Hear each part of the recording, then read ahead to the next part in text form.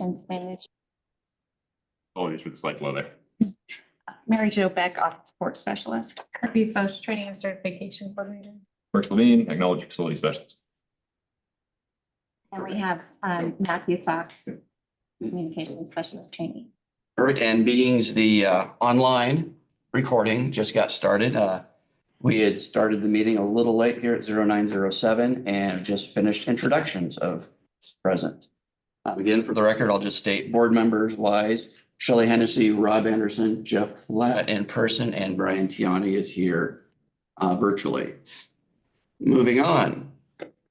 Mr. President, Michael Peterkin is present as well. Online. Yeah, if I heard right, sorry, Michael, for our little bit of laughing there. You are a little garbled, but we hear you. It's just you're talking really slow. So we're going to open the fiscal year 2025-2026 budget hearing. Is there any public comments on the budget hearing?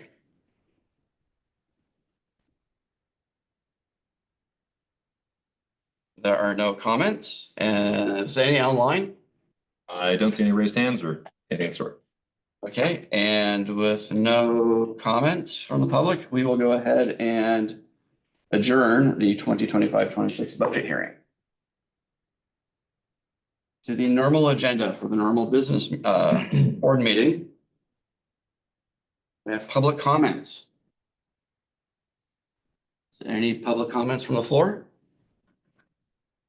None? Any online? Nope. Nope. All right.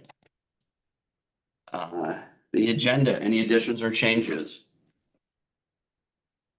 Brian, Mary Jo, you said you provided us here with the updated agenda, and I looked online, it is the same. Any other members?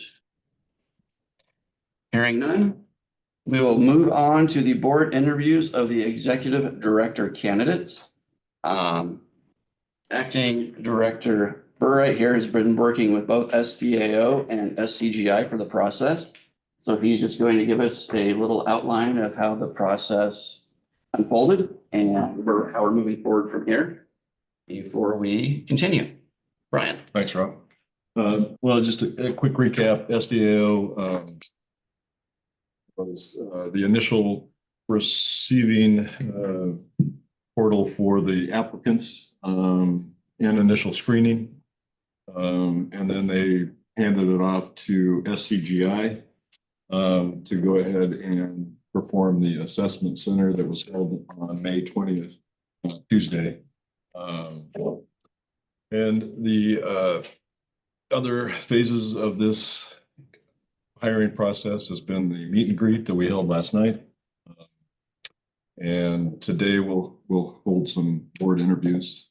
It's going to be a bit of a nuance, I think, as far as an open session interview process, but full transparency and being able to conduct these in open session. I think it's a good thing to do. I've advised the candidates, the two final candidates, that this will be conducted in open session, so a little bit awkward for the board and for them, but we'll go ahead and proceed in that fashion. So when we're ready, we'll go ahead and by lottery, we concluded who was going to be first to be interviewed. And that's going to be Nathan Hughes, followed by Jeremy Hypes second. I think we had conducted or need to discuss how those interviews will be conducted as far as Jeremy Hypes will probably be in the lobby for the first interview of Nathan Hughes, not to be given an advantage of hearing the questions and being able to formulate any answers before his chance to answer your questions. Any other discussions that need to occur before we start the interviews? After the interviews, we'll go ahead and have board deliberations in open session. You guys can talk amongst yourself, and then we'll have public comment. And then if the board feels like they're in a position to confidently make a motion to hire or make a conditional job offer based, of course, on background check and negotiations of work agreement, we can do that, or we can postpone that if need be. So with that, I think I see Nathan ready to answer some questions. Rod, do you have anything else? Just two things. Yes. Is yes, thank you. You coordinated with both candidates, and I understand that both candidates did agree to allowing each other to view each other's or participate to view online when they're giving their interview. But as board members here, we decided, or Brian is updated after hearing concerns from members about having the second person in the lobby while the first person is being interviewed. So I want to say thank you, Jeff and Jeremy, for working through that and agreeing to this process very much. And you are also going to be giving us the update from the roundtable, correct? Correct, At some yeah. point? During board deliberations, I'll go ahead and comment on what the assessment center and what the panelists felt as recommendations to the board. Okay, you'll talk more about what the roundtable was and Yeah. what it consisted of then. We can go over that then. And I do want to just recognize and acknowledge the stress and the preparation and difficulties of going through a process like this. I praise Nathan and Jeremy both for doing a good job. And kind of, I'm sure that this afternoon, both of them will have a sigh of relief and sleep well tonight after this pretty extensive process is completed. So again, thanks to both of the candidates, both have done extremely well. And confirming Jeremy is in the lobby. So let me go ahead and remove Jeremy to the waiting room now. And Jeremy has been removed to the waiting room. We have Nathan here. All right. And I think the only additional is you guys have arranged to ask questions, starting with Shelley and then moving around, and then Brian will be afforded the opportunity to ask questions as well. Yeah. So if we're ready to move forward, we're going to just go from left to right. Shelley, start with the first question. Hi, Nathan. Hello. So please take a few moments to introduce yourself to us, your background, training, and experience, and anything else you want to add. Yeah, so some of you may have already heard this last night. I've been in public safety for almost 10 years now. I started my career at Washington County 911 as a data analyst. I moved up to Columbia 911 about almost 7 years ago now, and was the am the technical manager. I've been a part of public safety my entire life. My mother started her career at OSP. She moved over to WACA, worked there for about 25 years.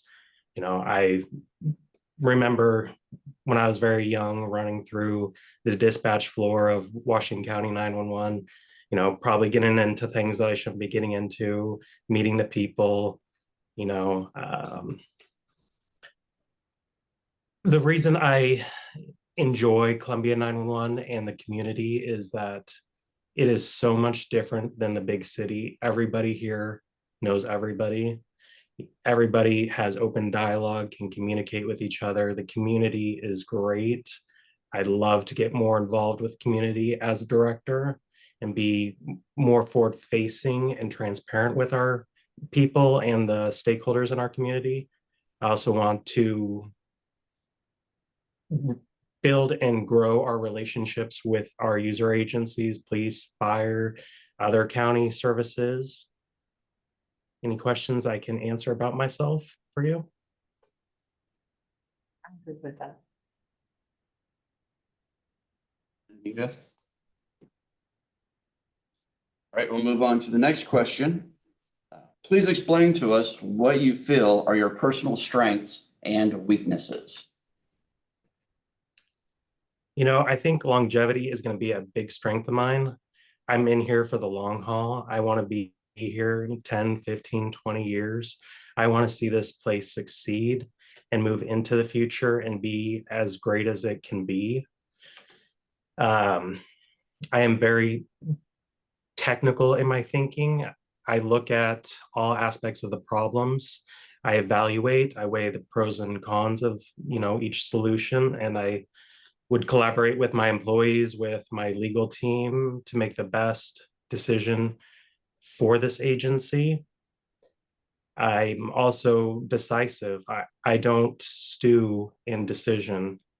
I take the appropriate time to figure out what needs to be done, and I will get it done for this agency.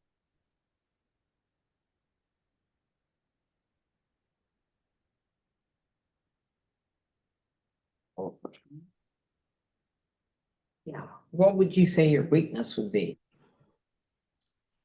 You know, I look back and I think 10 years is a long time to be in public safety. And I have grown so much in this career. I've matured so much in this career. I've gotten to meet a lot of people, but there's a lot that I don't know. But I also have a plan. The first 30 days of my or moving up into this position, I plan on meeting with all of our employees. Within the first 3 months, I want to meet with all of our user agencies and the key players to figure out what they need. And in the first year, I plan on doing a lot of training, reaching out to SDAO, APCO, Oregon League of Cities, and really educating myself. I've taken some of those steps, public procurement law, public meeting law, but I do need to fill in some of my gaps, but I am motivated to do that. Thank you.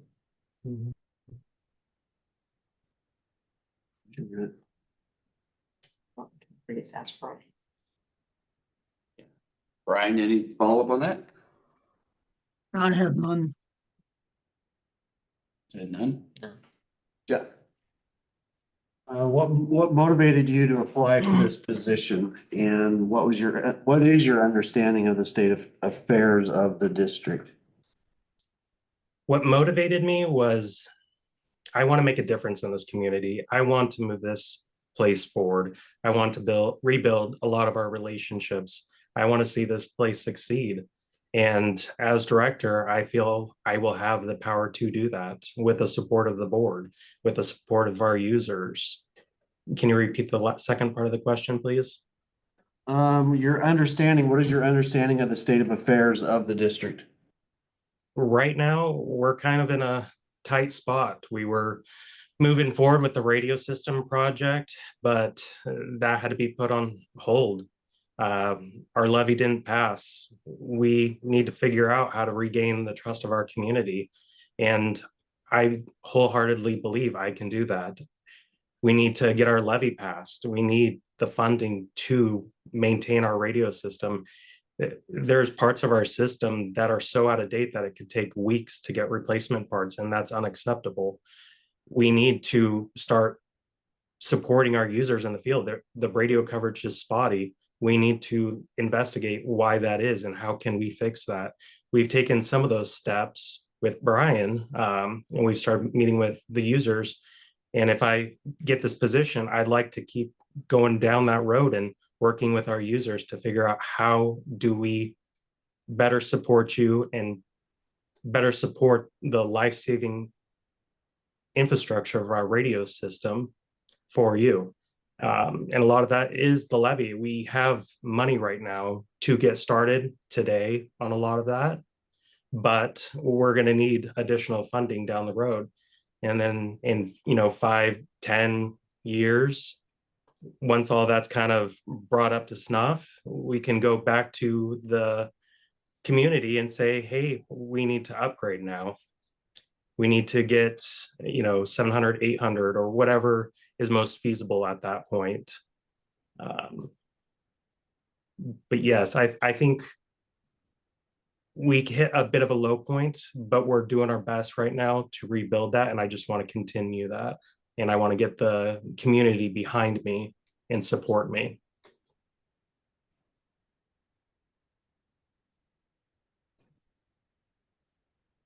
Brian, Any follow-up question on that, or you can move on to the next question? I have a follow-up, excuse me. Nathan, please explain your understanding and view of the role of emergency dispatch in Columbia County, state of Oregon, et cetera. Can you repeat that one more time? Sorry, I had a volume issue. Sure, no problem. Can you hear me better now, Nathan? Yes. Okay, please explain your understanding and view of the role of emergency dispatch in Columbia County, the state of Oregon, et cetera. You know, we are the first line of defense. We are the first person to hear the community's emergencies. You know, we have dispatchers that have delivered babies over the phone. We've had dispatchers provide life-saving CPR over the phone. Our dispatchers are heroes, in my opinion. They are the first responders in a certain sense. And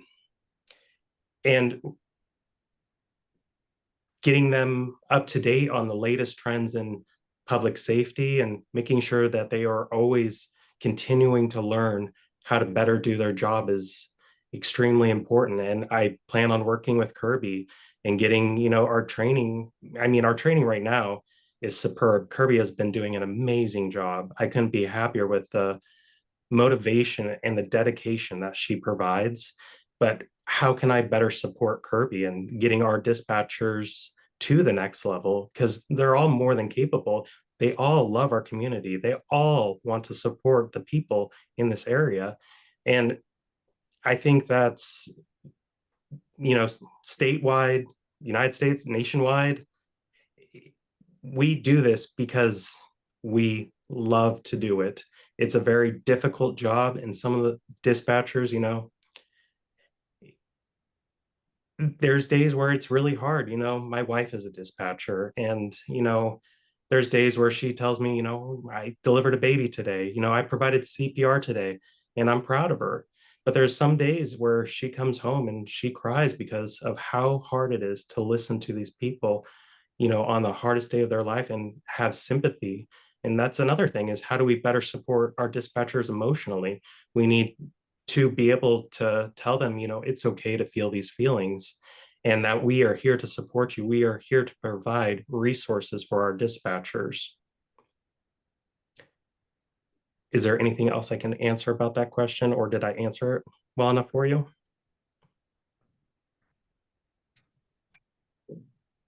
Any follow-up with that, Brian? No, I have no follow-up to that. Thank you. Please describe your experience with public financing, record keeping, budget, financial reports. So I've been getting my toes wet in that. This year with Mike's departure, we all came together as a group and really worked on the budgeting document. I'm not going to say I did as much heavy lifting as Mary Jo or Mickey, but I gained a pretty good sense of, you know, planning for the future. So I would say one thing is looking at personnel services. We have Ron Policoni, thankfully providing us free consultation on what we need to do with our radio system.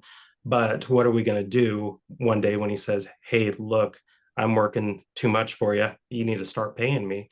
So one of the things I suggested when we were budgeting was, you know, putting a little extra money into the professional services line item to make sure that we are planning for the future. You know, looking at our revenue is how far can we extend that throughout the budget to make sure that everything that could happen in this next fiscal year is accounted for. I'm not saying I'm the best at it, but Mickey is a great teacher. Mary Jo is a tremendous resource. I have no doubt that with their help, I would succeed and be beneficial to them. You know, working with Brian, Danelle, Mary Jo, and Mickey, we worked on the budget message and making sure that everything that needs to go and be updated in there is in there, and making sure everything is correct and not out of date. One thing missing this year was the 5-year plan. And as director, I think next year we feasibly could have back our 5-year plan, because there are some things that we can budget for, especially if our levy passes, figuring out what we need to do in the future and coming up with a plan to be financially responsible. Thank you. Mhm. Any follow-ups? None. Right. How would you align economic, excuse me? How would you align economic realities with public benefit needs or desires? So if I'm interpreting that correctly, you're asking how the current economy in this county is affecting what we are able to do?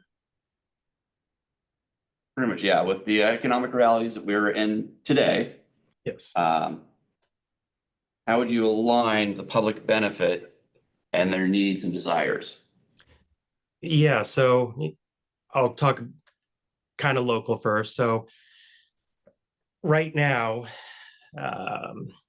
or in the last 2 election cycles, we've had multiple agencies go out for levies and be shot down. And it's unfortunate. The tax base or the community didn't like how we were spending our money. They didn't like our plan. This last election cycle, it was a breath of fresh air.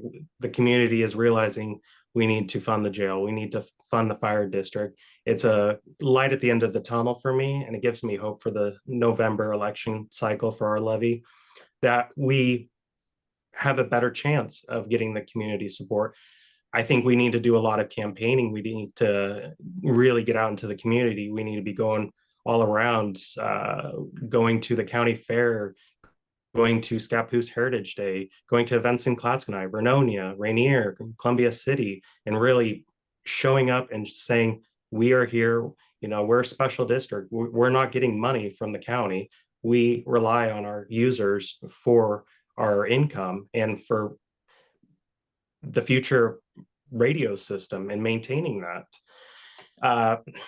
Speaking on the radio system, you know, tariffs are a real threat right now.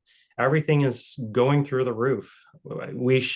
If had we maintained some of these issues with the radio system years ago, back when we had the Mark Palin's report, we could have saved probably millions of dollars. And so forecasting that and seeing, are we going to put ourselves in a worse situation the further out that we delay the maintenance of our radio system? Are we going to be spending more taxpayer dollars than we really need to? And I don't want to waste the taxpayers' money. You know, we're not the largest county in Oregon. We don't have all that money to play around with. So being financially responsible when it comes to tariffs, when it comes to presenting the need to our community of why we need to have a 29-cent tax.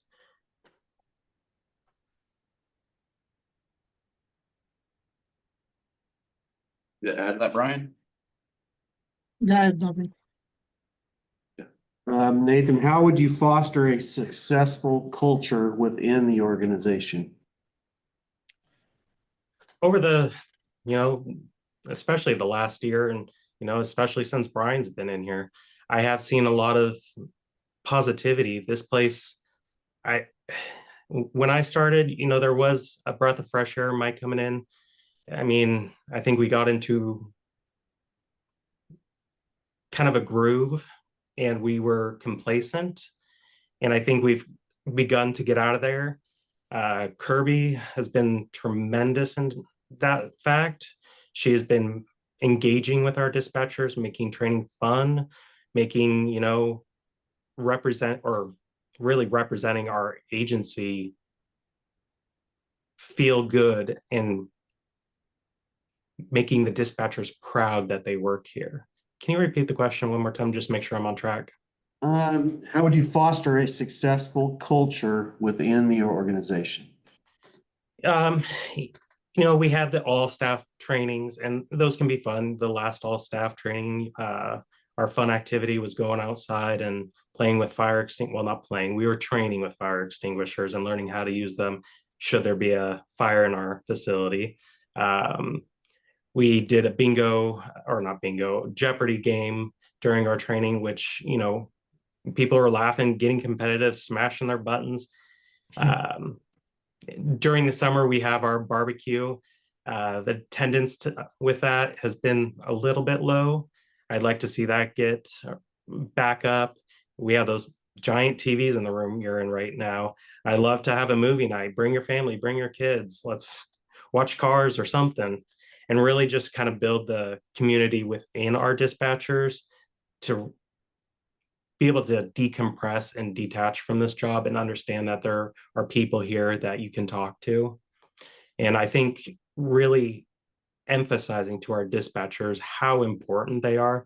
I think that's been lost a little bit in our community, that, you know, the bigwigs at Columbia 911 aren't doing a good job. We have people, I like to visit all the Facebook community groups in the area and see what the political climate is and what the attitude towards 911 is.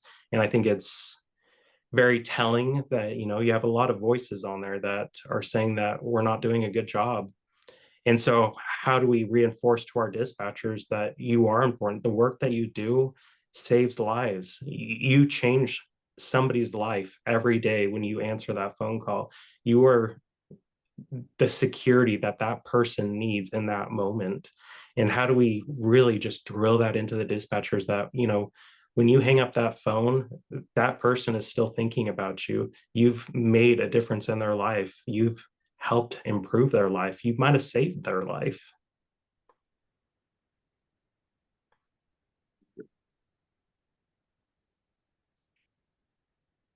Anything to follow up with, Brian? No, thank you.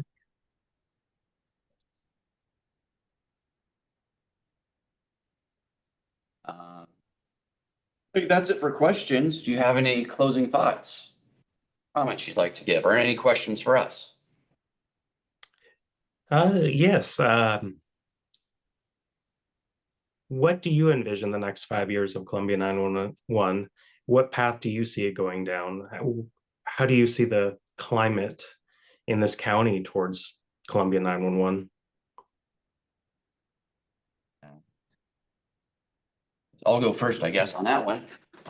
I think we are at a turning point right now. A lot of stuff was in limbo because we had a radio project research that was going on, that the pieces on the board kept moving. Right when we thought something was happening, another opportunity arose or whatever. And so that unfortunately caused things to form a stalemate. I think now we know that our number one priority is to be reinvesting in our current system for improvements and to make it stable. And it's going to be an exciting time to finally be able to start moving forward on that project. And with that, re-engaging, like as you said, with the community and the partners that we have, will help rebuild some of those strained relationships that we've had just because of how long this process has taken. So myself, I see us in a great spot. We're going to springboard and move forward, and it's nothing but good times ahead for us and our partners. I appreciate that. Shelley? I don't have a lot to add to that. My hope is that we continue to move forward with the radio projects. I know our users are pushing us pretty hard for that and want that done. And we as a board, I believe, are tired of the standstill as well and would like to do what people are expecting us to do. And that's what I want to see happen. I appreciate your input. Yeah, just kind of echo what you guys have already said. It's just, it is a critical time, and you know, getting the levy in front of everybody and hopefully seeing that pass is going to be very important. And then just moving forward with you know, as many improvements. It's old, outdated system that we have, critical, you know, there's not a lot of, not any room for error when, you know, when people need 911, they need it now. And so it needs to be. I think we are at a turning point. I think we have a better chance of our levy passing with the way things are moving in this community. Brian, do you have anything to add? Again, I don't have a whole lot to add. I will agree. I think we're in a great spot. I think that, yeah, I'm excited to move forward with all our projects, and I just particularly for myself, I like to see us re-engaging with the community as much as possible. I know up here on my end, from people I've talked to, just letting them know the little bit more that I can tell them about what we're doing, as far as, we're trying to get the levy passed and, why we need it and so forth. People have been a lot more responsive. So I think the more we can be engaged and open about what we're doing, I think the better off we'll be as a whole and as a district. Yeah, and I think groups like the Columbia County Republicans and Democrats, it's really important to engage with them to give them updates of where 911 stands and what our vision is so that we have their support.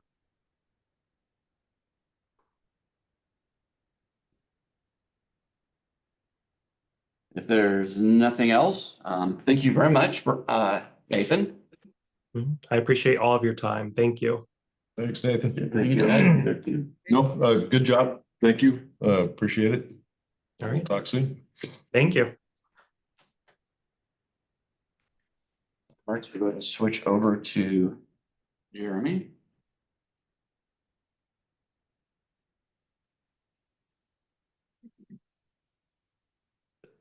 Jeremy, at this time, would you like Nathan to move to a waiting room for this one, or? Was that the board's wishes or just? I think what we moved the second candidate to the lobby just so that he didn't have an unfair advantage of listening to the questions. Not that he would take advantage of that, but so now if Nathan wants to, I think they both have talked and they don't mind if Nathan is still listening to Jeremy's responses. So unless the board feels otherwise. I'm fine with that as long as Jeremy's still fine with that. Yeah. So let's see, Jeremy, are you there? Yeah, can you guys hear me?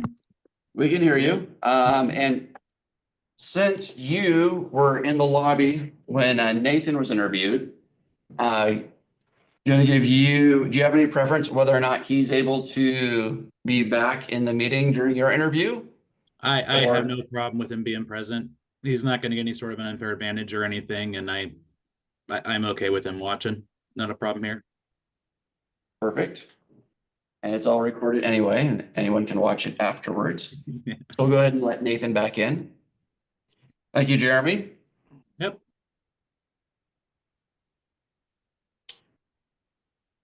And Nathan's back in? Yes. Okay. And so, again, thank you for applying and participating in this process. We have a total of 7 questions that we're just going to go ahead and round table and ask as part of the interview process. Start with Shelley. Hi, Jeremy. Hi. So please take a few moments to introduce yourself to us, your background, training, and experience. Yeah, so I have been in the industry since the year 2000. I started at the city of Milwaukee as a line level dispatcher. I was there until 2004. In 2004, that agency merged with Lake Oswego 911, to which point I merged over there. I was with Lake Oswego from 2004 to 11. 7 years later, I made the choice to move to Clackamas County for promotional opportunities.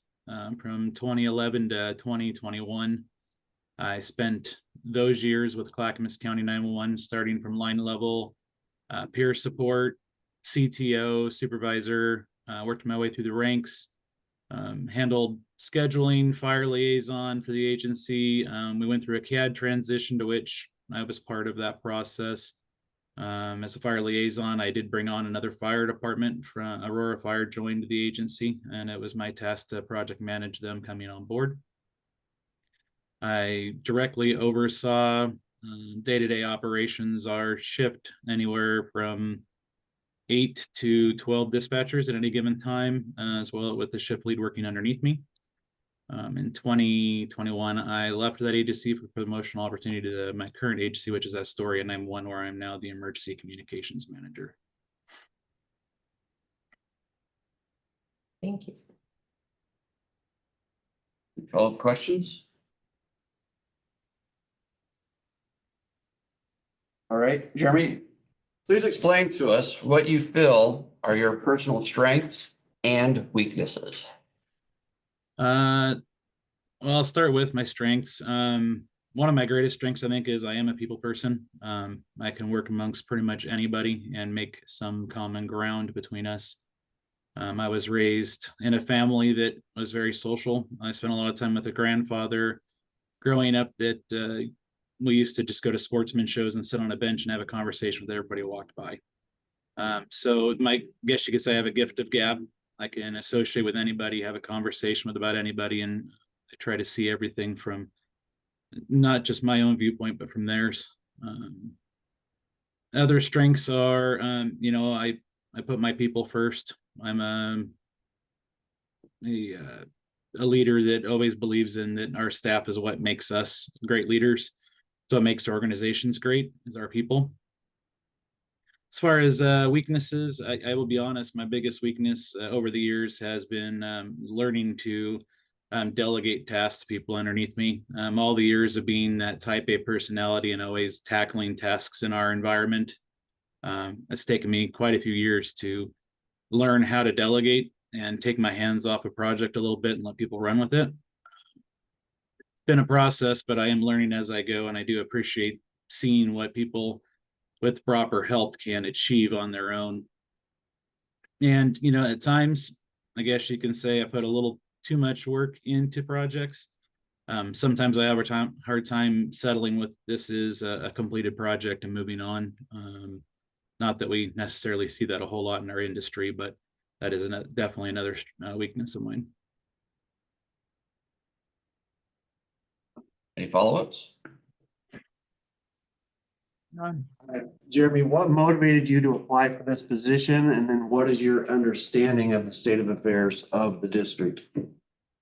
Why did I apply? Well, it's another opportunity for me to grow in my career. I do have some associations with people who work at this agency. I've heard a lot about it.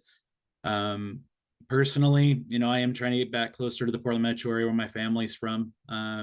My parents are aging. My wife's parents are aging. My 2 adult sons are both in Portland. So it's an opportunity to get back closer to home without going back to the city limits of Portland, to be honest with you.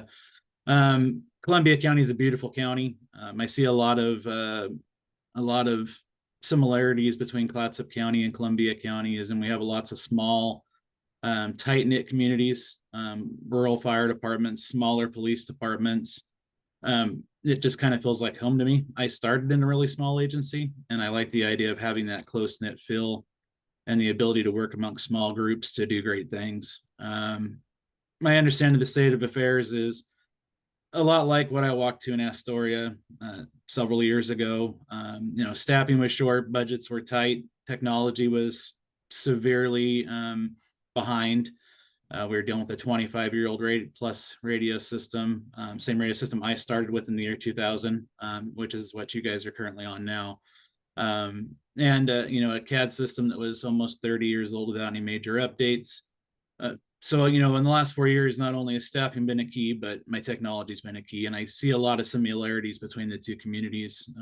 And I think I've learned some skills about working amongst those small communities, tight-knit groups that I can use in Columbia County. Thank you.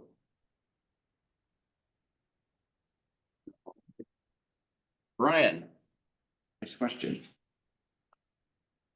I have none. I'll move on. Good morning, Jeremy. Please explain your understanding and view of the role of emergency dispatch in Columbia County, the state of Oregon, etc. I think the emergency dispatch centers have, in the last 10 years or so, become way more visible to the community. Beforehand, we were always the unseen, always heard. There's still quite a few people in this state who of the aging community that call in and think we're police officers, think we're firefighters. I think the role of our current agencies is to, we really have to stand out and prove that we're part of that team. And as technology advances, the dispatch centers become that center hub of everything. Information in, information out. If we can't pass information properly between the two groups, somebody's going to get hurt or some ball is going to get dropped, and that's just not acceptable. I think our agencies as a whole have grown a lot, but I think we have a lot more growing to do, especially as technology advances. Statewide, we're struggling with finding funding. We're struggling with getting the recognition that we deserve as part of that emergency system. We're trying hard and we're working hard, and my role in Oregon APCO currently is part of that piece of trying to push that agenda to make sure that we're noticed and to make sure that we're considered when the state starts deciding budgets and where money is going to what organizations.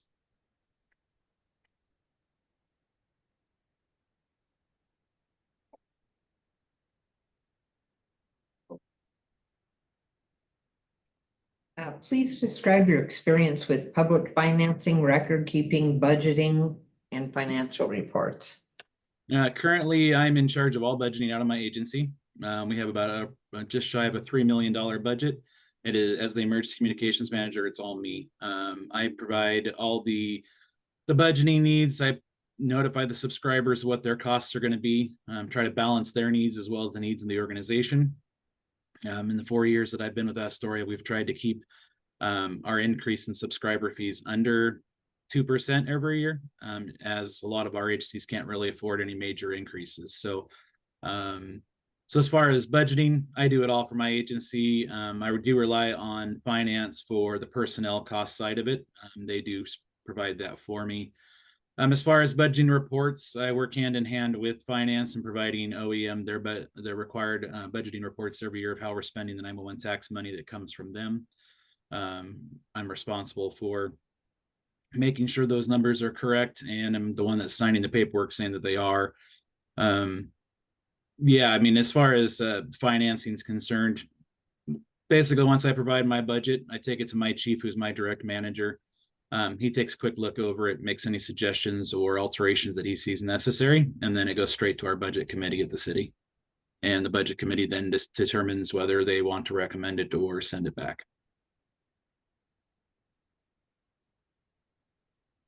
Thank you. Any follow-ups? No. All right, next question. How would you align economic realities with public benefits, needs, or desires?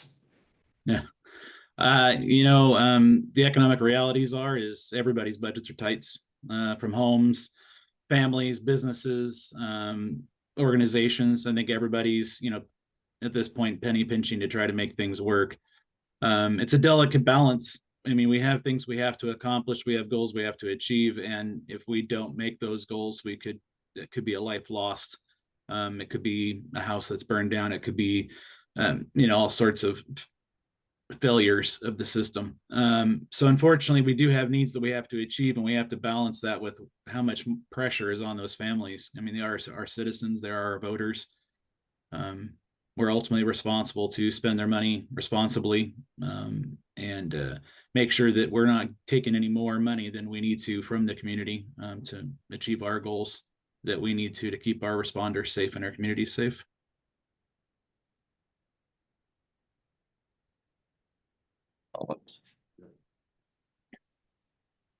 How would you foster a successful culture within the organization?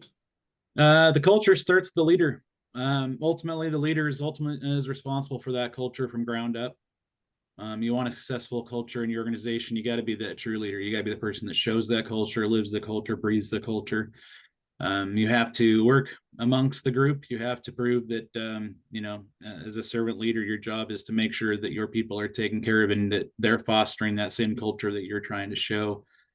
It's taken me 4 years to repair the culture we had at Astoria. And I'm not going to say it's perfect, but it's certainly a lot better than it was. When I started there, the retention rate was horrible. The room is very toxic. Now we're getting people in, we're retaining them, making them successful. And I think a key of that is that if we don't give our trainees every chance to succeed and help them succeed, then we're failing at ground level. So fostering culture is a pretty important thing. And I've been through culture change at Clackamas, the 11 years I was there, and the 4 years I've been in Astoria. It's, I think our culture in the 911 community needs to change across the board and get much more healthy. When I started in the year 2000, it was a fun career, but it could be pretty miserable to people you're working with because the culture was severely toxic. And I think as a leader in the industry in these days, you have to do what you can to try to change that perception and change that culture within your agency. Thank you.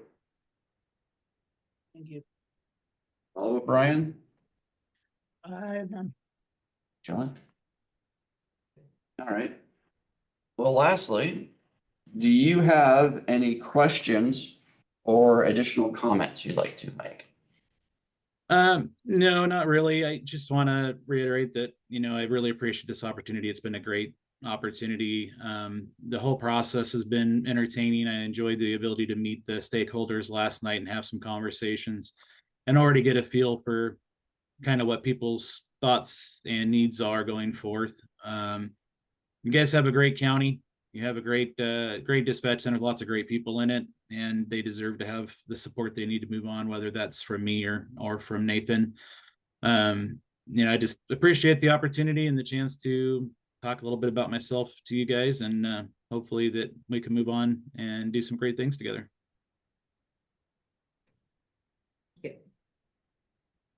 Thank you. You have any? Dan, Brian? No, I don't. Thank you very much. Appreciate the time and Thank you. inspiration. Yeah. And are you staying online with us for the rest of the meeting? Yeah, I'll stay and watch. Absolutely.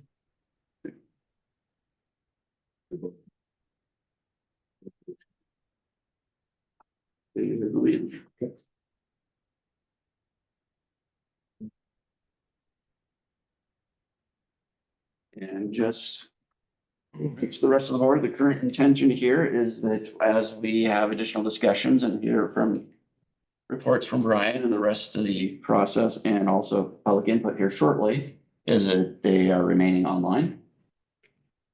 Consensus? Yeah, I'm good. All right. Do you want to start by describing just a little bit about the roundtable and? Yeah, I think one of the phases of, along with the meet and greet and board interviews today, but the assessment center that was held on Tuesday was pretty enlightening. It was done by Dr. D. Hicks and Donnie Q, SCGI.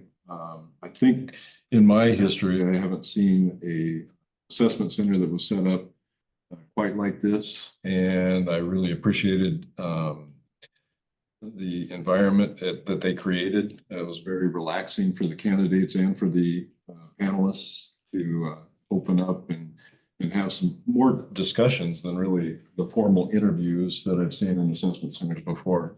Examples, we started off with just a round, chairs in a circle, and the candidates were in there able to just kind of openly get going and start communicating, interacting with the assessors. We had 3 different panels of 4 interviewers and the candidates. We had 3 candidates that were participating in the assessment center. And again, it was set up in what customary I was used to is always, the regimented 4 people behind a table with 1 poor person sitting in a chair, feeling pretty vulnerable, right? This was round table, again, just really casual, but very informative. And I really respected how they set up and ran the assessment center. After the interviews were concluded, we had everybody, the evaluators, assessors get together and kind of go around the room for each candidate and give their impression of whether or not they would be well suited to continue on, and how they would fit into the organization as the executive director. One of the candidates was pretty much, I think, unanimously decided that she probably wouldn't fit in, and wouldn't move on to today or yesterday's meet and greet and today's interview. So she was notified and thanked very much for her participation, but didn't continue on. The two remaining finalists,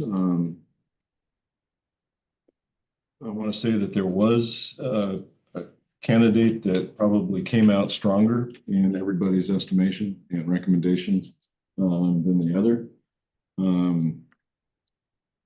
Jeremy Hypes was probably identified as the person that probably was the strongest based on his experience in a situation, a position like the executive director. His work that he's done at Astoria in kind of improving their system, his budgetary and financial experience, and his ability to convey all of those things within those interview processes that he participated in. So it was a strong endorsement or a support for Jeremy to be a lead candidate as we process through. Nathan was also given affirmative responses from all of the assessors. I think the feeling was just that he might benefit from a little bit more time and experience being mentored by somebody in the executive director's position, and benefit from that. Ideally, I think what the conversation kind of lended itself to was a strong candidate to be seated into the executive director's position if the board so decides. And then being able to mentor and include Nathan as he progresses and expands his experience and knowledge. And, you know, the beauty of it would be whenever Jeremy were to step aside for whatever reason, go on to his next adventure, that we would have an internal candidate that was a good successor, being trained and kind of nurtured into that position. So to kind of wrap that up, I think both candidates would be able to do the job, depending on what you guys see and what you feel. I think one would be able to kind of hit the road running and do a good job. The other one might need just a little bit more support in being able to come up to speed. But both definitely good candidates, both able to do the job. And again, I applaud both of them for preparation and being able to get through this process. So, any questions about that portion of the assessment? Again, that was one portion. There's a lot of weight on the board interviews as well, and what you guys think. The meet and greet was fun. It was good. I wish it was attended a little bit more folks would have been there to join in the discussions and the social event, but for what it was, I thought it could have been good. Any questions? I guess, could you just expand a little bit on the makeup of the roundtable? The roundtable was each of the assessors, so 12 assessors that basically just had participated in the interviews separately, but then got back together to kind of compare, I guess, thoughts, what they had seen, and make a recommendation.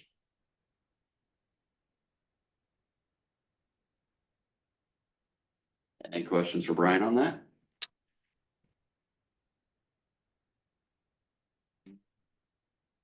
We're ready for any public input. I'm going to start with those who are present in the room. And while they're speaking, anyone who online has any questions, please do the raise your hand little icon emoji so we know you are wanting to participate.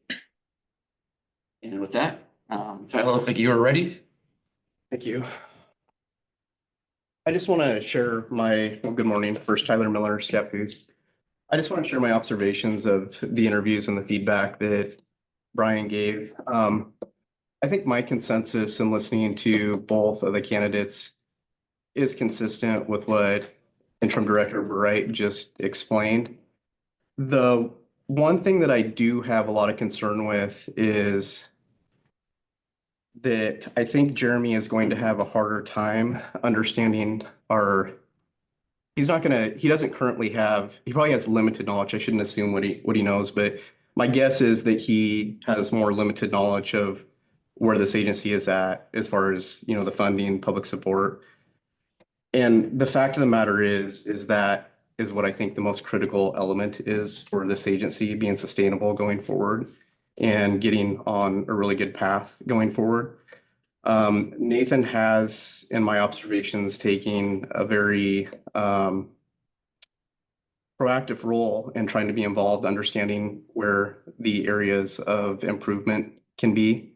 And I do agree that just purely based on Nathan's, experience that he's had so far, the positions that he's held, he does lack some of the experience of an executive director.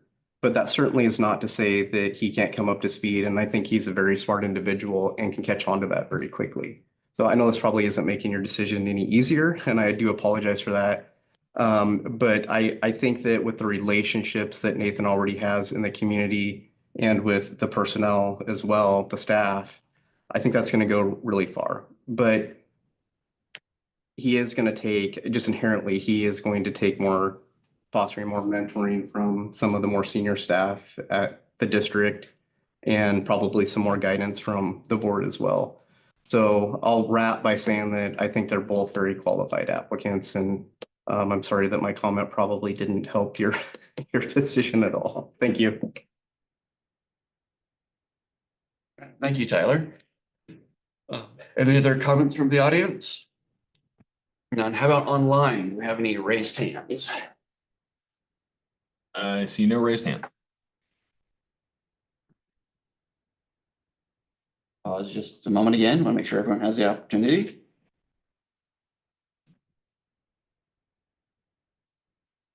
Nothing. No. List here and on your notes, next part of the process, and I did not.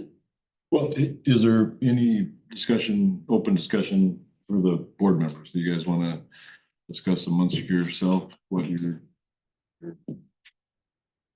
thoughts are or what you felt? No, yeah, tough decision. I both very well qualified. Appreciate both of them throwing their hat in the ring, and I think either one is fully capable. I kind of echo with it, on paper, it would appear Jeremy's the guy. Listening to Tyler, all of that, Nathan is fully capable as well. I think one of the things that I heard is with Nathan, he's very much involved with everybody. So he knows the culture, he knows and where they've came from and how they've changed it for the better. Where Jeremy, I heard, wants to come in and change the culture, but he doesn't know it needs changing. Where he didn't mention anything about talking to staff that's already involved, where Nathan wants to talk to everybody. And so that said something to me. Ryan, do you have any thoughts? Yeah, actually, Shelley kind of just summed it up, actually. I kind of will echo her, that, while I agree, Jeremy, great person from, hearing and meeting him just this morning. And I agree that on paper, hit the ground running. He's probably the one, but I'll echo just Shelley that, Nathan's very involved and, he wants to, meet everybody and talk with everybody. And, it just seems like Nathan has more of a forward plan. All right. Yes, going last here, I pretty much agree with Tyler's comments and with the rest of the boards. Speaking just for myself, my only concern,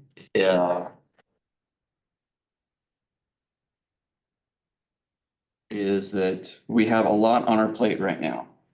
Obviously, we have said, and we have started committees, and, or not a committee, but you've been starting meetings and moving quickly with working on the improvements to the radio system. That is something that's been way delayed and needs to be prioritized. With Nathan, I believe that is well within his wheelhouse. The only weaknesses I see with him, again, as we said, interview process and experience, is that he has a lot of reaching out. He mentioned he wants to do, not only with agencies and other people, but other organizations. And that is a lot, I think, to probably try to do simultaneously, both at the same time. That would be my only concern, is oversaturating him. The two of them, I really like the combination. I think they could be a very effective team. Jeremy is bringing along with him a lot of experience. And in working with Nathan as a team, I think there's a lot of potential between the two, including giving Nathan some more time in the management role and to become more active with other organizations and to get some more mentoring. That's just my thoughts, is I think they could very well complement each other greatly moving forward with the priorities that the district needs at this time.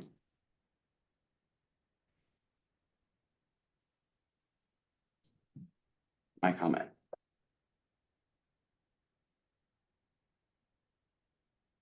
Members of the board, we do have a citizen request comment line. We'd like to reopen that period. Yes. And if no one objects, I would like to go ahead and maybe allow the member of the public who has their hand up to speak, and then additional from you after hearing all the comments and the round table. Hey there, can you hear me okay? Yes, and if you could please just for the record state your name and where you are from. Absolutely. My name is Keisha Comfort. I worked at CCOM for about 13 years. I was a dispatcher and then became the communications specialist under, well, I started in Sally's administration and went all the way through Mike. So a lot of directors, a lot of experience and historical knowledge. I worked with Nathan. I think that you should consider what Rob was saying at the end there, that Jeremy and Nathan would work great together. I think we need to remember that Nathan came in under the administration of Mike, and that's when things got pretty toxic at that place. I'm not saying Nathan is toxic. I think Nathan is excellent at his job and he is a massive resource to CCOM. I think that Jeremy's energy would be really good to come in and maybe change things a little bit. I don't think that if you continue to keep the same people in there, that anything is going to get better. But I do agree and think Rob makes wonderful points about those two working together. I think that right there could be a powerhouse team. So I'd really like you guys to consider how many people left under that administration and how much toxicity was going on and is really still going on. I think that that place deserves so much better. And I think that together, Jeremy and Nathan could help bring that home. All right, thank you. Any other online?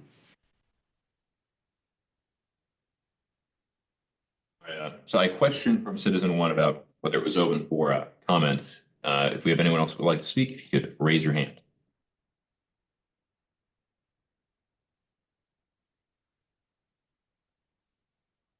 Seeing none. Rob, did I use all my time or can I just add one more thing real quick? Go ahead.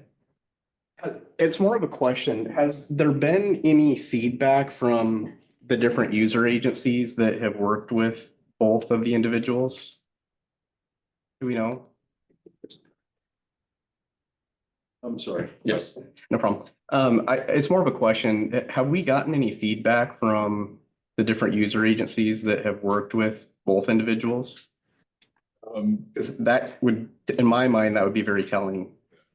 Not that from Jeremy and the people that he's worked with, I'm not familiar with anybody. Danelle, go ahead. The assessment center was a good split of people that have worked with both. And they were also from the user group and 911 agency. Thank you, Danelle. Thank you. There was, PSAP directors, operations managers from PSAPs that were familiar with Jeremy.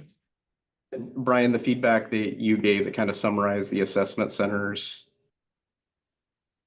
perception of everything included the individuals that Danelle just mentioned. Okay. Yes. Yeah, it was, the roundtable was all of the assessors together that discussed how they felt that the candidates did.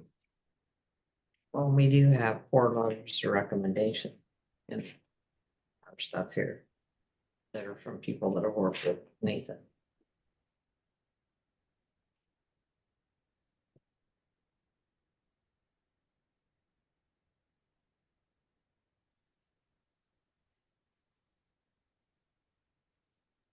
So if there's no other questions we currently have,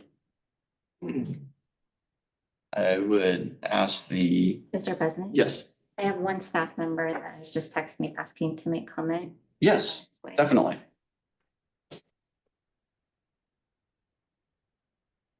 Is public comment still going on? Public comment is going on there. And again, just for the record, please state your name and. I'm Frank Wilson. I'm a current dispatcher at Columbia 911. I dispatched at Astoria for about 8 months. So I've worked with both Nathan and Jeremy. Just really want to throw this out there. Again, thinking about both sides. I think Nathan's a 10. I think Jeremy's a 10. I think they both be awesome for different reasons. I do have to say though, for me and for, I think moving forward at the time period we're at, them working together sounds awesome. Sounds absolutely awesome. Having him develop Nathan, maybe bring Nathan to where Jeremy's currently at would be amazing. I think work dynamics, I've never been happier at an agency than when I was at Astoria, and I spent 3 years here. Had no intentions of leaving here until I met with Jeremy. It took one lunch that was 30 minutes for me to put out an application and lateral over. Yeah, I really, please think about both angles before you make this decision. I do think we have 2 solid candidates, but look at the bigger picture. And again, I'm line level. I'm going to be working for this guy directly under my ops, under Kirby, and then under this guy. And for me, Jeremy's an absolute 10. And I think combining him with Nathan and developing Nathan more would be amazing just for the district and the agency as a whole moving forward. But again, I left this agency to go work at Astoria because I just wanted to work under that guy. I didn't do a sit-in at the center. I didn't meet any of the other dispatchers. I had one friend that was over there. He said, hey, have a meeting with this guy. This guy's pretty awesome. 30 minutes and was sold. And he's never told me something and then didn't deliver, or didn't deliver without reason or cause that he couldn't articulate in a manner in which that I understood and all staff understood. I'll tell you this right now, if you go gauge that center, ask any of the dispatchers, any of the users, his chief, they would all say, yeah, we're going to quit if Jeremy leaves. So it's the kind of guy you're getting. And I would be remiss if I didn't come in here and say that before you guys make your vote. So just food for thought. Thank you. Members of the board, we do have another request for comment online. Yes, please.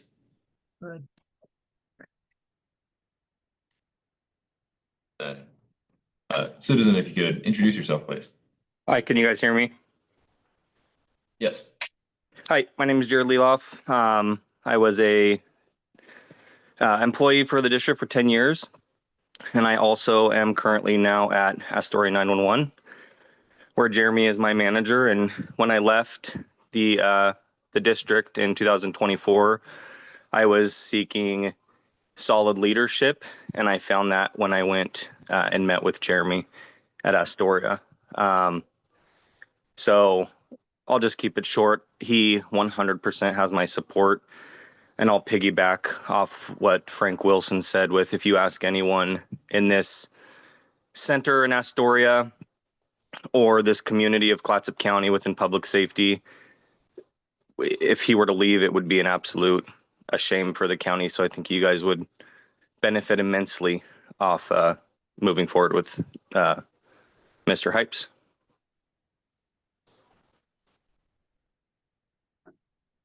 Thank you. As time goes on, we've had more participation. Anyone else?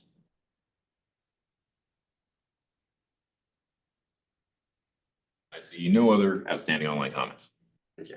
And Brian, I'm sorry, I kind of indirectly asked you, but not directly, and Tyler hit on it also. Do you mind mentioning who the end users were or our partners that participated in the process? At the Or the agencies for the assessment ground center? assessment center, yes. Oh, boy. St. Helens Police. Help me, guys. The sheriff. The sheriff, St. yeah. Lawrence Police, Vernonia Fire, Yeah. Emergency Management, Lake Oswego 911, Clackamas 911. Us, Mary Jo, myself, Brian, and one of the lead dispatchers, so that we had all levels represented. Who am I leaving out? D Hicks Dee and and Donnie, both. Yeah. Yeah. That's everybody. I think we had 12 people that participated.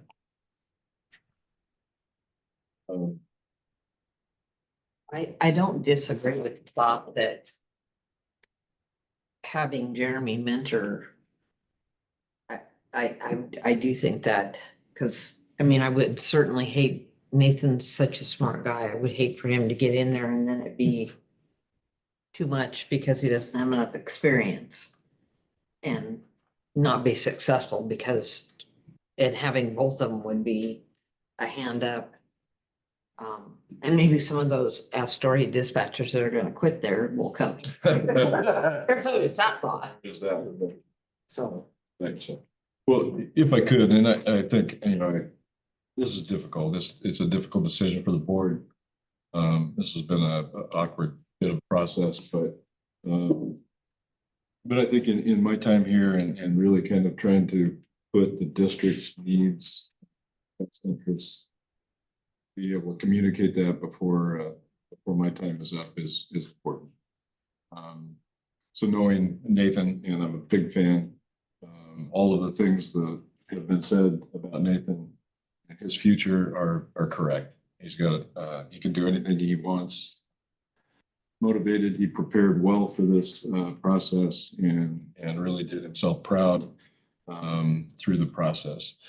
I think I would like to just kind of add to what Shelley just said, and I think we all kind of can experience times when we get into a position that we want, desire, and feel like we're going to do a great job, but we don't anticipate those stresses and pressures that it can provide to you and your family, and that's a very difficult thing to go through. I think Nathan could benefit, I think, from being able to work with an established and a very experienced person.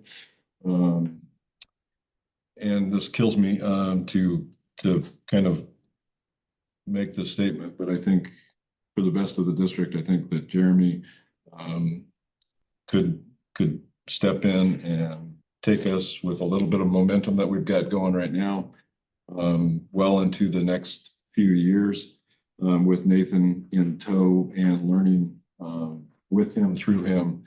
And again, I agree with the comments that have been made about the team, the dynamics. I think that they would just be really well, and especially with the other administrative staff, be able to really be a super productive team and really kind of take this district to the next level.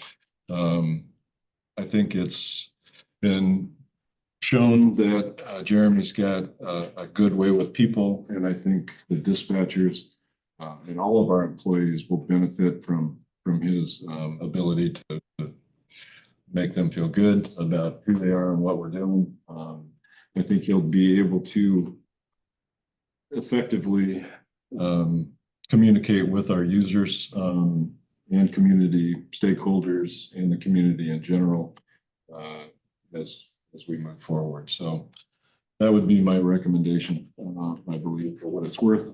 Any questions?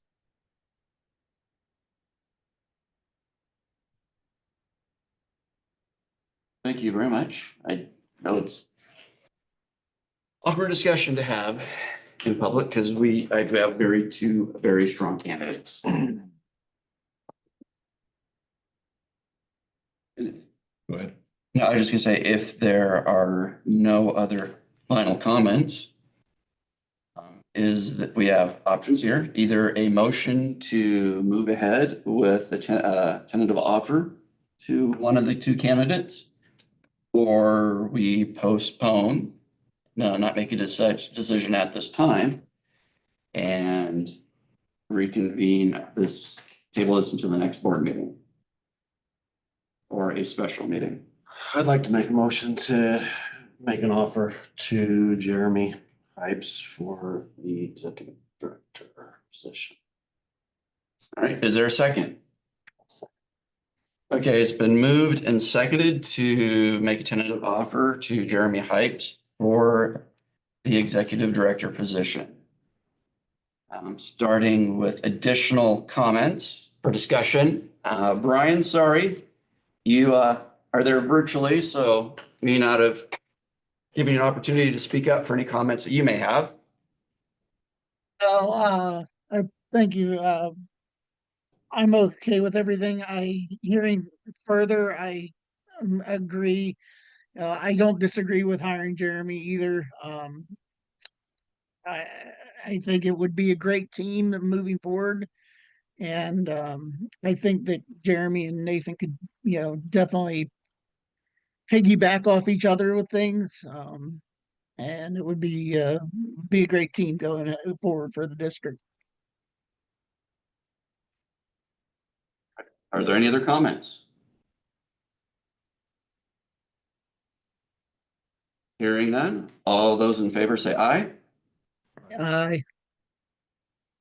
Opposed? Motion passes. Any other input you need on that? No. Process.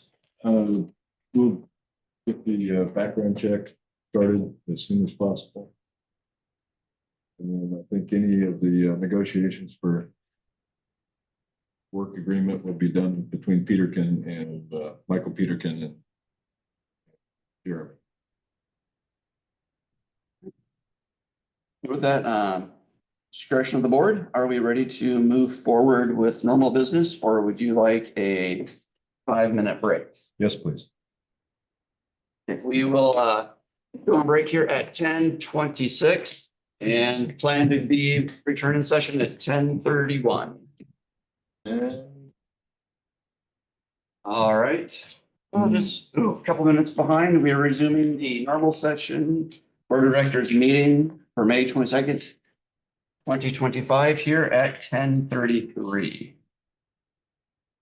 Looks like next on the agenda is approval of the April regular meeting minutes. We have the April 30th budget committee and the May 13th special board meeting minutes. Take those individually, or if someone has a slate. I make a motion that we accept all three of those. That's the right language. It's moved to approve the slate of the meeting minutes as previously stated. Is there a second? We moved and seconded. Discussion. Hearing none. All those in favor say aye. Aye. Passes. Financial reports. Yes, thank you. We are currently, our benchmark's at 16.66%. And our budget variance for the end of April is at 30.7%. So we are doing well so far. We have one more month to go. Oh, well, this is April, so May and June will be in here, sorry. I did have, if anyone noticed on the check register, there was one void, and I did bring that voided check if anyone needs to view that. And that is it. Does anyone have any questions about what they're looking at?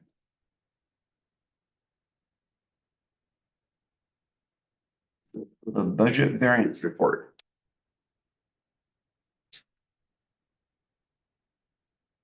Entertain a motion to approve as presented. Yeah, I'll make a motion to approve that as presented, budget variance. Is there a second? Yeah, I'll second it. It's been moved and seconded to approve the budget variance report as presented. Any questions? Hearing none, all those in favor say aye. Aye. Opposed? Passes. Expenditures.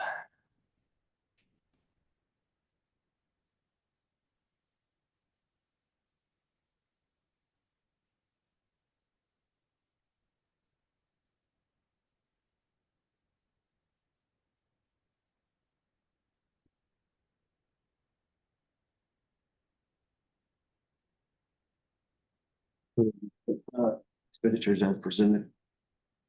Their second. It's been moved and seconded to approve the expenditures as presented. Discussion. Any questions? I think Nikki already explained to us the voided check.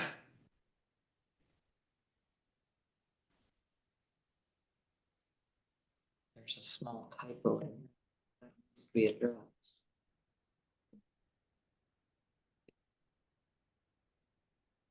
$15.93. It says room repairs. My fast typing and fat fingers. It says Thank you. That changed. Good catch. Any other comments? All right, all those in favor say aye. Aye. Opposed? Passes. Move on to the operations report. Yes, thank you. First of all, I just want to say I really appreciate the time that Brian has put in to the executive director recruitment and supporting our agency during this time, and for the board support as well. The first thing that I want to report on is our work to revamp our hiring process and our timelines. And that's kind of slowed just to the amount of time that we've been putting into both the executive director process and other outside demands of the district recently. I'm excited to work with Jeremy and to continue working with Nathan. I work really well with both of them. And so I just want to give you guys some confidence that that's already a really great start. We do have the Frank announced himself. He has returned and is back at our agency, and he's very happy to be here. He's already back on board. He did not have his CTO, his trainer certification had not expired. And so he accepted and we put him right back in the training, since we do have 4 that are full-time training right now. Madison is currently going through the course, so we are going to have another trainer soon. We recently had our all-staff spring training, and as a reminder, we split that between 2 dates. It kind of took us, back when we started this, it took us a couple of go-arounds to figure out how to schedule. When you've got a job like we have that's 24/7 and demands somebody here all the time, you can't take everyone out of the job to go put them in a room. And so we schedule half of the staff on one Monday and then the other half on the following Friday, so that we're not just hitting 2 different weeks, but we're also not hitting the same end of the week. Kirby, not just this time, but the last time, started opening up and collaborating a lot with our user agencies and outside agencies. Some of them that we, call the high intensity, low frequency type people. So for this one, the US Coast Guard came in and did a presentation, which was complemented with the Sheriff's Office, Marine Patrol. Ms. Birkenfeld came and taught mostly to give law enforcement some fire safety, which we benefit. Anytime that we are in the room, having the same conversation, police officer with a dispatcher, with a firefighter, it really solidifies us all being on the same page and not questioning what somebody else's goal is. Kirby did an excellent job.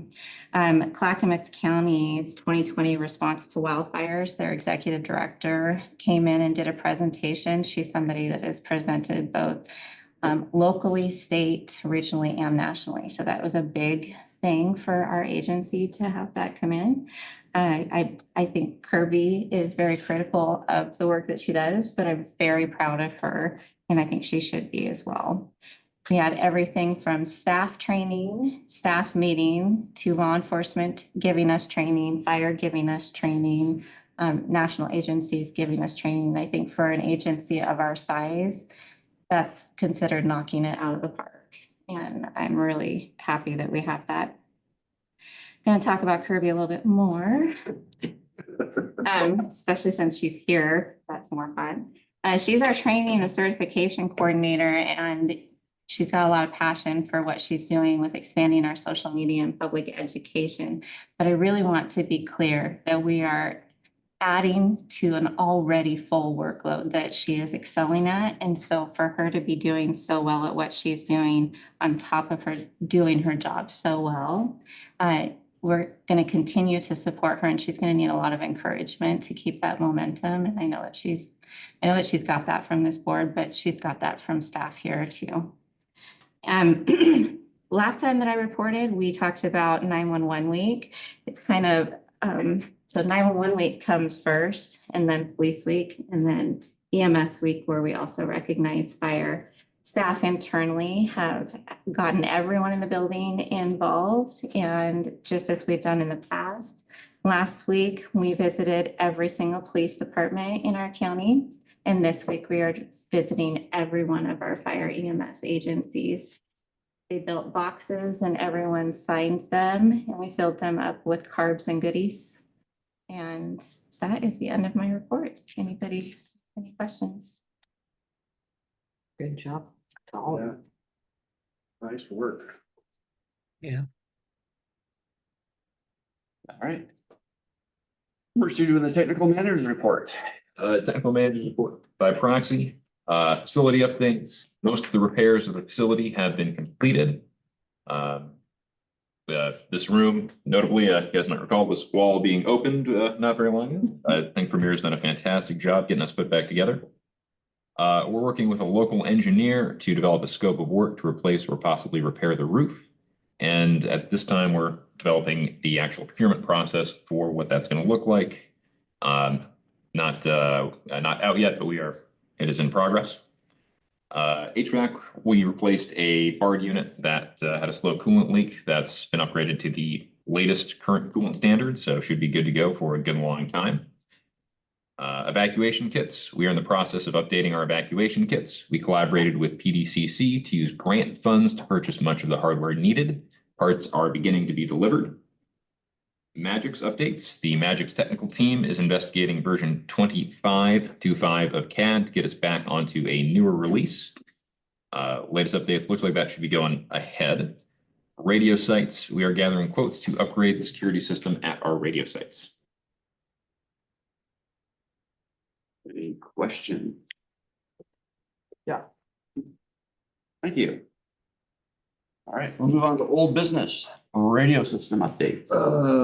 Meisner site is still progressing. We have established any of the financial questions that we have as far as payment for the transfer of equipment to the tower and the shelter, and maintenance fee for the co-located agencies. So that's going well. Next step, we visited the site again. Merck's was up there. I was committed to something else, but a good discussion and kind of identification of what needs to happen with all of the groups up there, Day Wireless and the co-locate agencies. So the next step that we need to do is get the agreement finalized and get them to agree to those conditions, and then we should be able to move equipment and then leave it up to Day Wireless to do the demob on the existing shelter, the old shelter that's up there, and hopefully get that done before summer's end. Would be nice. Radio upgrade project, we met with Classic and I. Excuse me, Brian. Yeah. Michael here for a quick comment. The one additional thing we need to do once we get all the users on board and that resolved is to get a new Forest Service lease. So I just wanted that for that to be added to the agenda. Okay. Thanks, Michael. Yeah, you're correct. Of course. To the radio upgrade. Yes, so yeah, we continue scheduling and meeting when we can with our user groups and city management or administrators, just to kind of talk about the radio improvement project that we've got going and taking in any of their concerns or input as far as coverage. And it's been well received and it's been working very good. Vernonia, hopefully next week, we could schedule a time up there. Kelly, if you want to participate in that, that'd be fantastic. I've tried to invite the board of directors that are in those zones of the areas that we're having meetings at. But anyway, we're making some progress. We sat down with a radio manufacturer yesterday, rep, to talk about some of the things that we're exploring, and that was a good meeting. And it's been good all the way around. I think just to have opportunities to talk with some of our user groups and administrators to tell them what we're doing, update them, and get their input. So the priorities, as we are still kind of, it's a bit of a moving project, but we are hopefully getting closer to being able to identify the priorities that we want to bring to the board for approval to move forward with some of those upgrades. Any questions about that process? No, but you'll let me know a date that you're planning on being up there. Yeah, I'll And give I'll you a see call. what I can do. And times for you are usually between 9 and. It depends on the meeting. All right, we'll find Yeah, a schedule that works. I think the director of recruitment, we've covered most of that, so. Public education and outreach, and not to put Kirby on the spot again, but we're going to. She's doing a fantastic job with the community outreach, public education, the social media aspect of that.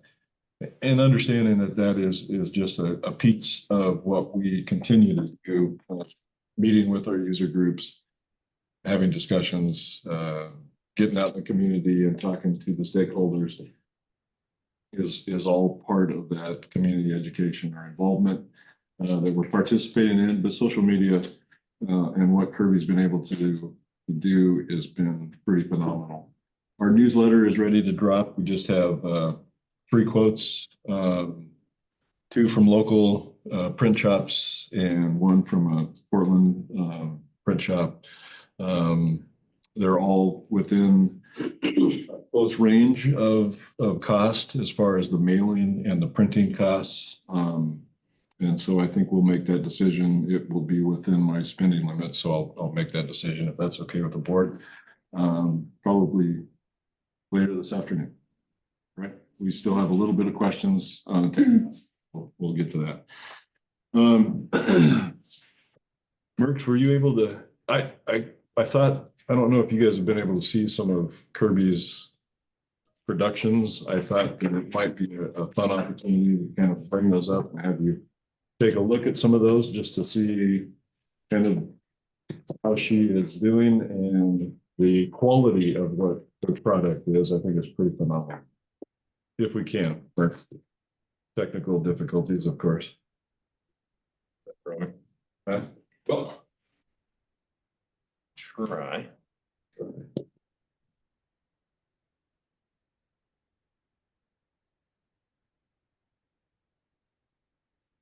Kirby, while he's bringing that up, is Sorry.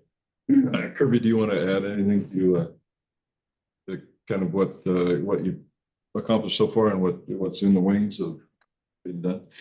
So my goal with public education coming from the district is really encompassing all aspects, all disciplines of public safety. It's very important for us to remember that people don't call 911 to get a dispatcher. They call 911 to get a fire truck, an ambulance, or a police officer, and we're part of that team that gets that happening.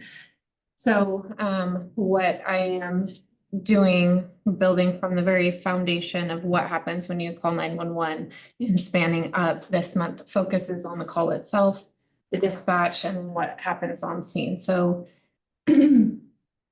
while we are teaching about the 911 system, we're teaching about what role dispatchers have, what role police officers have, what role fire and EMS have, and why we ask the questions that we ask.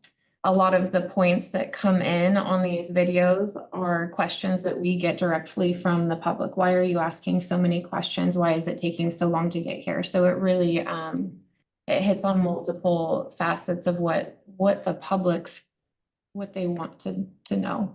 So and then bringing on all of the user agencies at a line level, it has upticked morale and pride and working together. I've watched that bloom over these past few weeks of the difference it's really making at the line level, pride in work. And if you have pride about the districts and the departments that you work for, you become a better employee, become more invested in it. So it gives recognition, it gives public education, it ties our community together, it gives people pride. And then on the flip side, what I've learned since I've become a training coordinator, seeing how everybody trains together and the amount of effort that we all put into being our best, it makes me feel comforted as a citizen. So my hope is that as our citizens see what we do, they have that level of, you know, someone's got me if something bad happens. So each of these videos are video shorts. I try to keep the footage about 60 seconds. The whole videos are about a minute 30, and that will continue on through the series. Depending on my workload, they'll drop every 2, 3, 4 weeks. And we'll just keep it going. All right, roll it.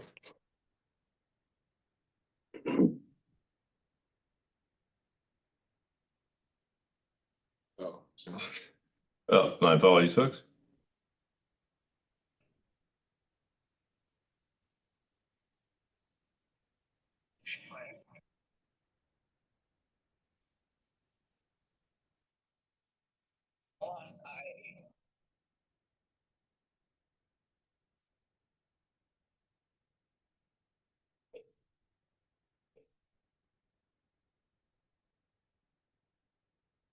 Marks the location of your emergency. When you dial 911, you're reaching out for help in a moment of crisis. What happens next is a coordinated effort to get you the right help fast. It all starts here with a trained 911 dispatcher. These are the first responders. Dispatchers ask the right questions to understand what's happening, where it's happening, who needs help, and what type of help we need to send. While you're still on the line, dispatchers are already notifying emergency responders. Fire, EMS, law enforcement, we're all working together to get you help quickly.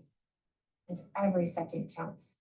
That's why it's important to stay calm, answer questions clearly, and follow instructions. Remember, when you call 911, you're never alone. We're here, always.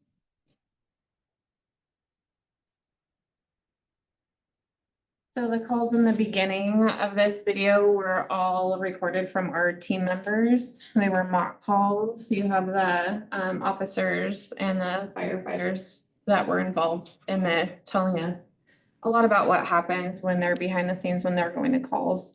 And the nice thing about having that input and creating these videos is it also gives me as the training coordinator a better background to then teach my people why we do the things we do. So what I love about this public education series is that it's hitting multiple points of education, not just with the community, but also with our new dispatchers. Our tenure is very young.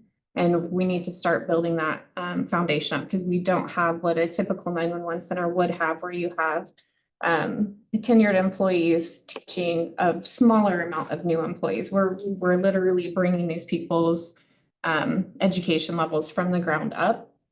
And all of this helps build that foundational understanding. Perfect.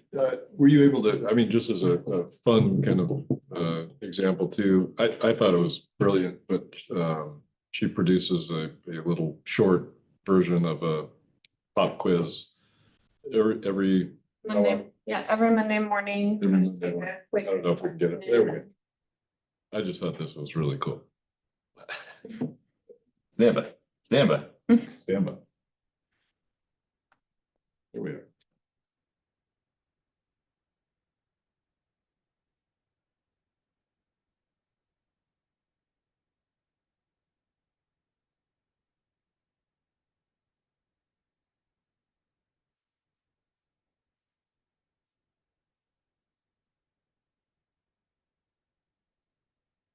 Sorry. So with these quizzes, you know, you hit the visual audience, the people that scroll very quickly. It's just a quick fact about 911. It gives that engagement piece where they have a minute to think about the answer, come up with the answer, then see the answer. And then in the captions, I go a little bit more in depth about the community education piece. Well, the demographics that you reach in this kind of format. Really, you have to hit all head. Like if you look at the dramatic videos and then Yeah. you know, the educational videos that haven't been made yet, where we're gonna expand in like a long format with the YouTube channel. And all of this will build piece by piece. We can't hit the ground running. We're just gonna add it in incremental stages. And, you know, really, you're looking at the metrics and you're looking at how much bang for your buck you get. If something's not performing well, we're not gonna waste our time to make it. We're just gonna pivot to something else and see what actually works. And right now we're in the process of, you know, kind of learning what our community responds to, what kind of questions they have, what kind of feedback they have, and training our audience. Unfortunately, I don't think this one's gonna cooperate. Yeah. Check them out on Facebook. They're fantastic. But we get there via Facebook. Like everyone look out your phones right now. No. Yeah. All right, is there any other old business? Thank you very much. Great job.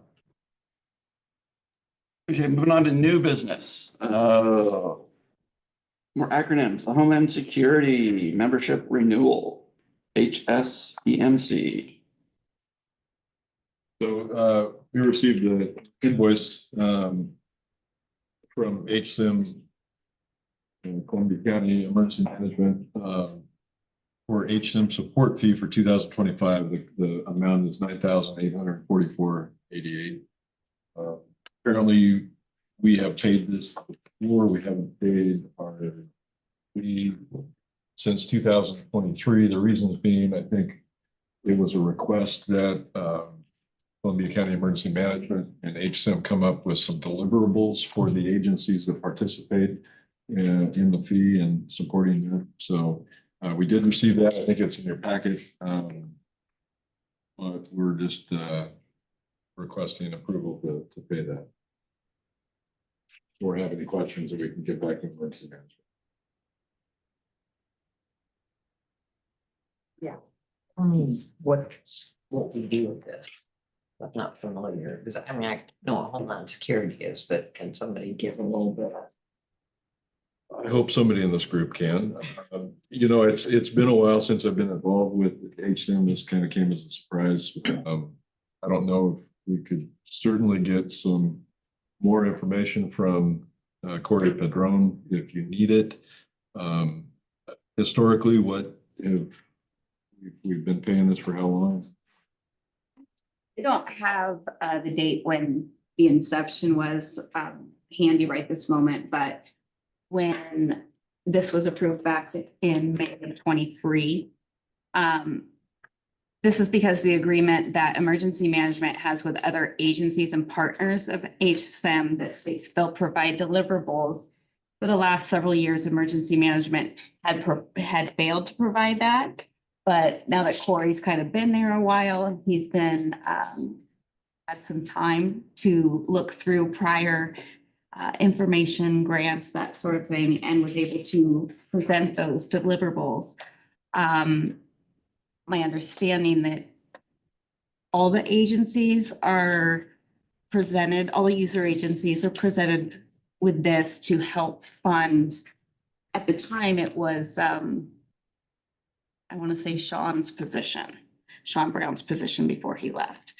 And this, I know Corey has an employee right now who I think is on medical leave. But this money goes to helping him in that position and helping to fund that for the county. Because we all use those funds at some point. Yeah, I think that's a great introduction because, the Homeland Security from the federal level, like, it slowly works its way down. It goes to the county level. And to be able to apply for grants, mainly, especially when it first started up, is each agency couldn't afford to have one person on payroll to be able to look at all the grant stuff, to apply. And when you can correct me if I'm wrong, I think some of it might have to at times come from the county level. And or when we're able to submit things as a group at the county level, there's a better chance of it to succeed if it benefits more than just a single agency. And with that, because again, we didn't have funds to staff a person mainly just for this position. It's been a partnership throughout the county. I know with some of the fire districts, I'm not too sure. I would be assuming the PD is associated with it. Tyler, you're in the audience. Are you familiar? Is the city part of this? I haven't heard anything about it. Okay. And so we have benefited from grants in the past along with our public safety partners. If that helps provide some of the background. Yeah, And I think it lists all these different agencies. and like you said, we looked at, it kind of got paused because it didn't feel for participating in it, that we were getting any deliverables or output from it. So hence it wasn't no bill previously, and we're just things of new person in there, it's progressing. And it's part of our fee for, if we choose to continue to participate with the rest of our partners. Scappoose Fire, our Scappoose Police Chief is on it. Yeah. Just scroll down there.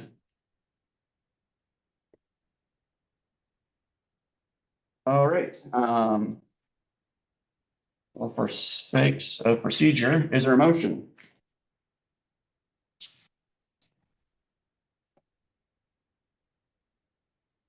I'll make the motion to approve that.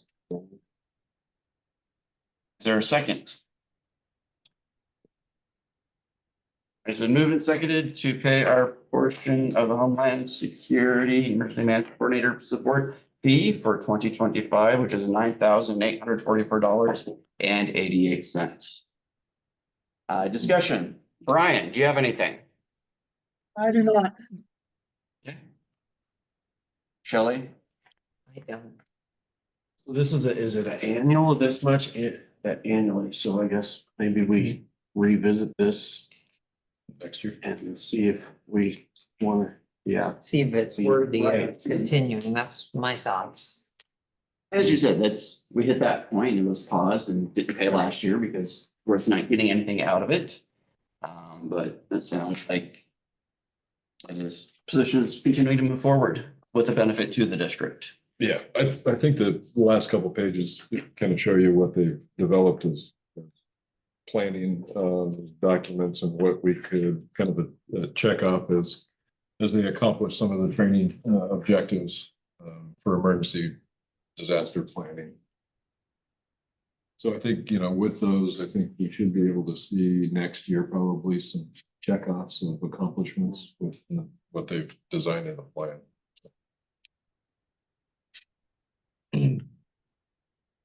Yeah, and that's right. On page 9 starts all. Yeah. agencies, county, cities, municipalities, special districts, and other private organizations.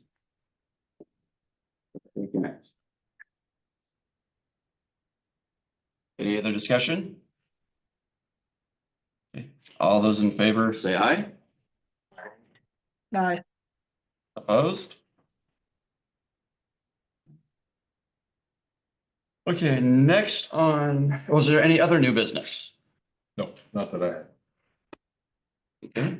Next on the agenda, there is a placeholder for executive session, which I do not believe we were intending to go into.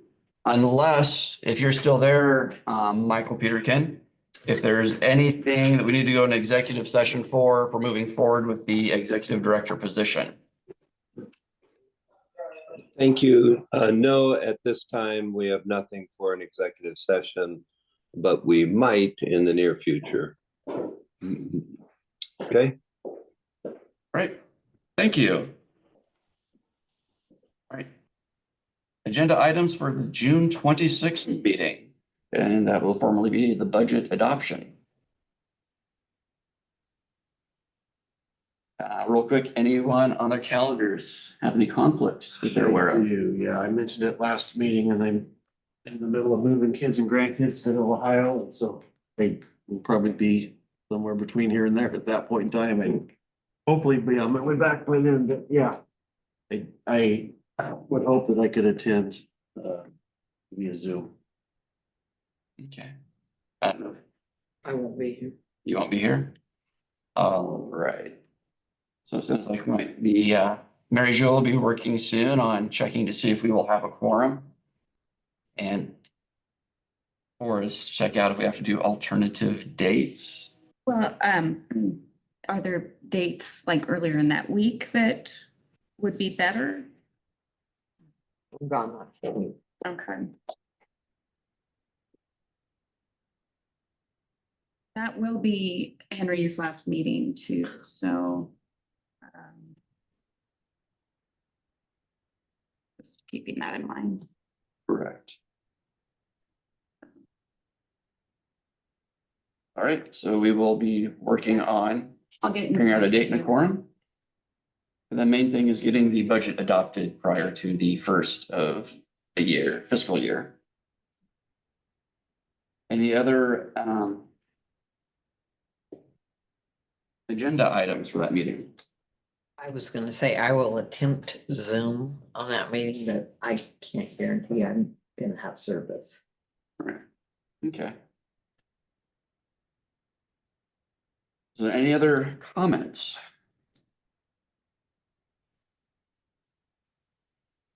Yes, I would like to make a comment.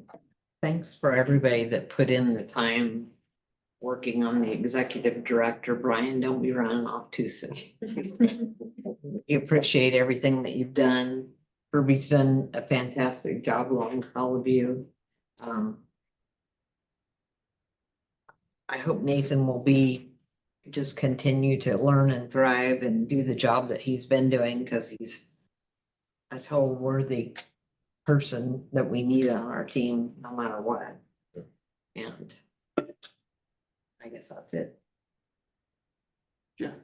Yeah, very tough decision. Yeah, these guys didn't make it easy for sure. So appreciate everybody and Nathan and Jeremy. I think, yeah, make a good team together. So.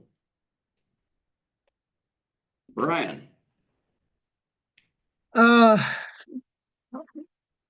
To Mr. Burright, in the short time I've been able to work with you, it's been a pleasure. So thank you for everything. I look forward to continuing to work with you in any capacity. Look forward to working with Jeremy and looking forward to seeing Nathan excel and continue down his path and to reach his goals. I want to say thank you to Kirby as well for her excellence in the social media and keeping it, getting that going. And I know I've watched the videos myself on the platforms, and I think it's been a great asset. So, and just a general thank you to everybody.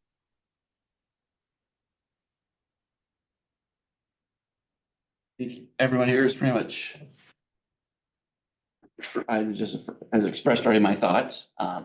Also want to thank all those who participated with this process for the round table and above. It was an interesting process as the way it was done. Some of the legal requirements have changed since our last time.